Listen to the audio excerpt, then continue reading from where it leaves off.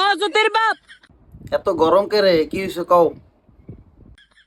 তোমার মা আজকে কি কাণ্ডুটা ঘটাইছে? একটু ফোন বানে। আমার মা আবার তোমারে কি করছে? আচ্ছা কও হুনি।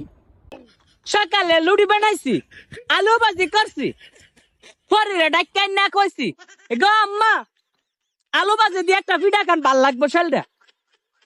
মা গো মা, বুড়ি দুইটা লাচি দা লুড়ি ফেলাই দিস। আমার আলুর মধ্যে বলে লবণে আছে গা বেশি। কামটা ভালা করছে গা জামাই। ভালোই করছে। এমন করে যদি শাশুড়ি খেজমত করে, যদি এমন অত্যাচার করে, আমি কেমনে তোমার সংসারটা করাম? আমার বাচ্চা মানুষ এলে তো একটা ফুটাও আমি আপ্যায়ন করি না। তোমার মারে আমি যেমনে ফাটির মতো খাওয়াই, এই কথা সাবধানে কও। তার জালের মতো খাওয়াই। কি কইলা তুমি? কেমনে করলে গো জামাই এই কামটা? কি করছে? যা করছে ভালোই করছে। মাডার একটু ফোন দিও, ফোন দেখ কয়ও দু তিন মাস লাগে কামটা বালা করছে নি। আর কইলাম ফিরাও চাইতাম না, আর কইলাম তার পেয়ে তাকাইতাম না, পরে গেলাম কাটাতে না।